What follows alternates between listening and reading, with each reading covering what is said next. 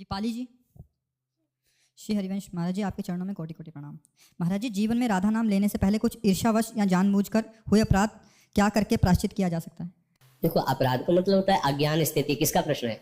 अज्ञान स्थिति, भूल स्थिति। भूल जो हमें नहीं, मान लो जानते भी हैं लेकिन हम कर बैठे हैं, तो वो जानना भी अज्ञान ही है। उसे ज्ञान नहीं, ज्ञान तो तब माना जाता है जब हमने जान लिया गलत है फिर नहीं किया। तो वो जान करके भी जो गलतियां होती है वो अज्ञान ही है। उसे मान लिया कि हम जान रहे, जैसे स्वप्न में एक और नया स्वप्न देखा कि हम जग गए फिर कहीं गए थे, वो देख रहे हैं स्वप्न में, ऐसे ही। तो सब गलतियों को माफ करने के लिए एक ही बात है कि जो हम गलती जानते हैं उसे दोबारा पुनरावृत्ति ना करें। यही सबसे बड़ा प्रायश्चित है कि हम उसमें ज्यादा हाय हाय करने की जरूरत नहीं। पीछे गलती में समय गया, अब हाय हाय में समय चला जाए नहीं। राधा राधा राधा राधा राधा, जो गलती हुई माना गलती हुई, अब आगे वो दोहराएंगे नहीं। अगर फिर कभी हो जाती है फिर हम उसको फिर राधा राधा। ये बहादुरों का मार्ग। ऐसा नहीं कि तुम बहुत बड़े योद्धा हो तो तुम्हारे घाव ही नहीं होगा। युद्ध क्षेत्र में आए हो तो सैकड़ों प्रहार करने वाले हैं, प्रहार करेंगे, घाव हो जाएगा। तो आप इतनी ज्यादा माथापच्ची नहीं लड़ानी कि ऐसा क्यों। अच्छा, ये ऐसे बलवान योद्धा है, कोई साधारण तो है नहीं। काम, क्रोध, लोभ, मोह, मद, मत्सर, ये ऐसे महान योद्धा है कि पूरे विश्व को परास्त किए हैं। और आप इनको परास्त करने के लिए हरि के बल से चले, तो ऐसा नहीं कि आप बिल्कुल कोरे निकल जाएंगे। दो चार तो घाव होंगे ही होंगे। उसी को हम गलती कहते हैं। जहां हम फिसल जाते हैं उसी को गलती कहते हैं। चूक हो जाती है तो हमें कोई बात नहीं है। जहां गलती, हमारी बात को अन्यथा न लिया जाए। जहां गलती हुई है तो गलती के समय में हम भगवत विस्मृत रहे हैं, इसीलिए गलती हुई है। उसकी मेन कमजोरी, उसकी मेन गलती, हम प्रभु से महत्व हटाकर किसी भोग, वस्तु, व्यक्ति पर महत्व कर लिया, तभी हमसे गलती होती है। अब हम उसका सुधार करें। क्या हाय, हमसे ऐसा क्यों हो गया, ये सेकंड गया, अब इसका क्या प्रायश्चित होगा? राधा राधा राधा। इसी गलती से वहां गलती हुई थी, जो भगवत विस्मरण हो गया। जितनी भी गलतियां होती है उसका सबका कारण मुख्य होता है भगवान का विस्मरण होना। प्रभु का कहे हनुमंत विपति प्रभु सोई, जाओ तो सुमिरन।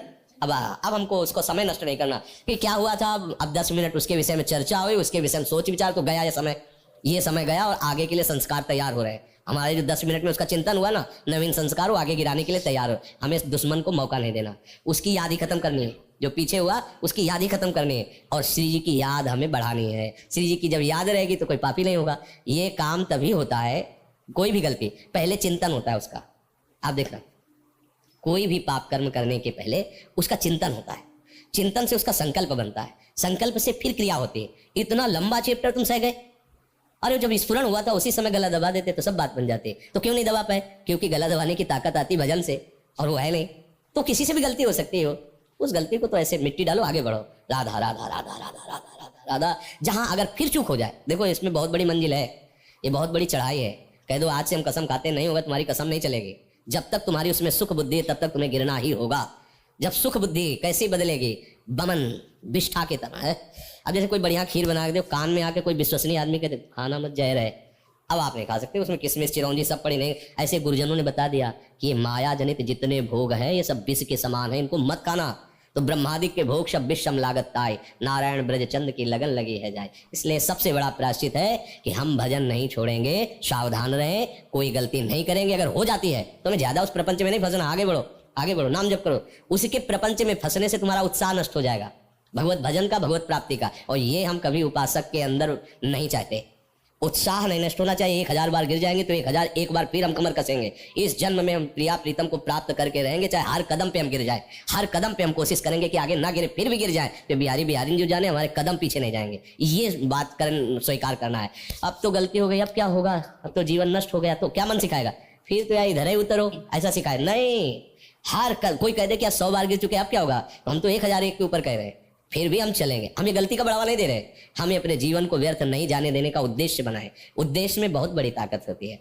एक संत बहुत निराश हो गए थे, ये वही जानता है जो भगवत मार्ग का पथिक है। बाहर से तो क्या है, अच्छा जैसे मान लो गृहस्थी में आप 40-50 वर्ष व्यतीत किए, अब आप कौन ब्रह्मचर्य हैं, अच्छा है, पर आप उस पीड़ा को नहीं जानते हैं जो 16, 17, 18, 20, 22, 25 में उसने सही है, क्योंकि उस समय आप विषयों में खेल रहे थे। अब आप पीड़ा अपनी वो जो अशुभ संस्कार है उनकी सहो, लेकिन वेग तो आप में वो तो सब। अब उस उपासक को पूछो जो बचपन से भगवत मार्ग में उसको सहते चला रहा है, अब 10 वर्ष सहा, जरा फिसल गया, अब क्या करें? वो 10 वर्ष से संयम से चल रहा था, 10 सेकंड में क्या हो गया? अगर उसे आत्मबल नहीं मिलेगा तो वहीं टूट जाएगा। अब 10 वर्ष चढ़ते हुए दम से नीचे आ गया, अब फिर 10 वर्ष इतनी चढ़ाई में लगेगी। इसीलिए सत्संग की अत्यंत अनिवार्य। 1 सेकंड में उसको बलवान बना। कुछ नहीं, ये सब भ्रम, ये सब असत, तू आगे बढ़, आगे बढ़। वो अगला कदम बढ़ा, फिर अरे अब तो तुम तो गए, बेकार हो गए, भ्रष्ट। ये नहीं, हमें कभी भी कोई प्रिया प्रीतम से विमुख नहीं कर सकता। जोर लगा के देख ले तो काम, क्रोध, लोभ, मोह, मत सब आक्रमण कर। मैं नहीं कहता कि मैं तेरे पर विजय प्राप्त करूंगा, पर मैं ये जरूर कहता हूँ कि श्यामा श्याम को नहीं छोड़ सकता। जहां भी जाऊंगा, जो भी करूंगा, श्यामा कुंज बिहारी बोलूंगा, राधा वल्लभ से हरिवंश बोलूंगा। तू बिगाड़, बनाने वाला मेरे साथ बिगाड़। ऐसे लड़ा जाता। ऐसे कोई कह दे कि काम भी जाए तो भगवान शंकर की भी समाधि भंग कर दी और की तो बात चल। तो इसलिए तो मतलब इस बात को समझना होगा। अब जैसे बाहरी संसारी आदमी ना, वो अरे वो तो है, अरे भाई समझो यार, तुम 10 दिन नहीं रह सकते जैसे साधु रहता। 10 दिन। साधुता को नौटंकी समझा जाता है आजकल। साधुता नौटंकी नहीं होती, और नौटंकी करने वाला कभी साधु नहीं होता। दोनों बातें एक अलग अलग। साधुता ऐसी बिल्कुल चढ़ के मैं तुरंग पर चली वो पावक माए, क्या मन को मार, तुम्हें सब सुविधा दे दी जाए, केवल तुम्हारी वासनाओं की पूर्ति में बाधा डाल दी जाए तो आप छोड़ के भाग जाओगे। छोड़ के रात में भाग जाओगे। बढ़िया कमरा, एसी रूम, बढ़िया भोजन, हर व्यवस्था, चुपचाप भाग जाओगे, कोई जान न पावे, मुंह ढक के भाग जाओगे कि मतलब रह नहीं पाओगे। और जो डुप्लीकेट जीवन होता है वो बात अलग होती है। सत्य पर चलने वालों का जीवन सदैव कसौटी पे रहा है। अब उससे अगर कोई चूक हो जाए, संसारी क्षमा नहीं करते, पर साधु हृदय जो होता है, जो चला हुआ है, वो तुरंत घेर लेगा। बिल्कुल नहीं, बिल्कुल नहीं। लड़खड़ा गया ना, मान लो घुटने भी टेक दिया ना, तू खड़ा हो, खड़ा हो, आगे चल, आगे चल। ये वो मार्ग है, घोर वैश्यागामियों को भी परब्रह्म की प्राप्ति। चल तू आगे बढ़, एक बार फिसल गया क्या, आगे बढ़, तब बढ़ता है। नहीं अरे अब तो क्या, संसार तो ऐसा है ना, 50 वर्ष संयम से चला, एक बार कहीं घुटने टेक दिए, बलवती माया भगवान की है, बड़े बड़े शिव बिरंजी का मोह है, तो साधक क्या चीज है, अब सब टूट पड़े। अरे ऐसा नहीं।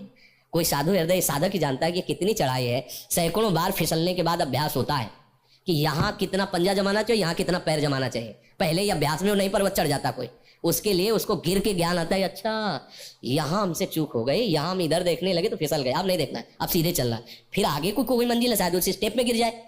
तो साधक को कभी नहीं परास्त होना चाहिए।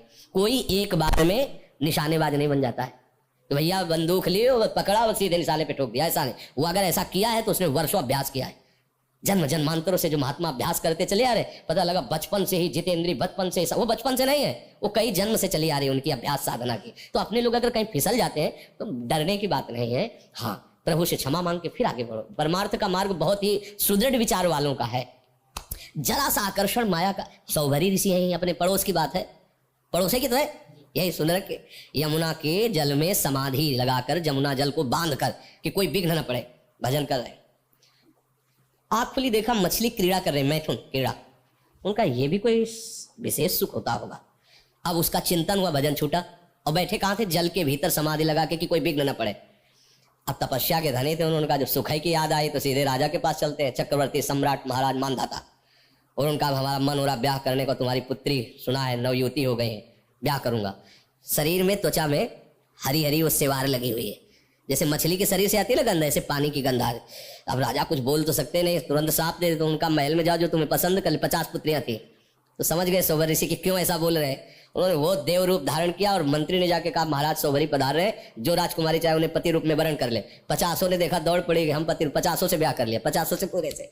तब उन्होंने जब 50 से ब्याह किया, फिर जब उन्हें होश आया, तब उन्होंने एक श्लोक का गान किया। संगम त्यजेत मिथुन व्रतिनाम मुमुक्षु सर्वात्मना न विसजेत बहिरेन्द्रियाणि एकश्चरन रास चित्त मनंती से युंजीत तद व्रति साधुश्चेत प्रसंगा।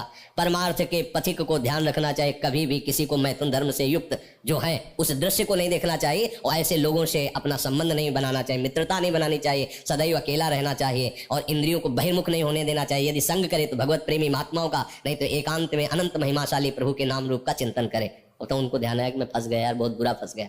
ऐसा नहीं कि ये माया अपने लोग तो मच्छर हैं इन महापुरुषों के सामने, 2 सेकंड भी जल में ऐसे नहीं बैठ सकते बीच में, क्यों है ऐसे, अगर तो नीचे डूब जाएंगे, और 1 मिनट बाद सांस न ली तो मर जाएंगे। वो तो समाधि में बैठे थे जल में ही बांध करके, उनको भी माया ने डिगा दी। उपासक को कभी घबराने के, हम बढ़ावा नहीं दे रहे, तो ये बात समझ रहा, हम बढ़ावा नहीं दे रहे विषय की तरफ, हम भगवत प्राप्ति के लिए उत्साहहीन नहीं होने देंगे। चाहे जितने बुरे हैं पर अपने प्रभु के हैं।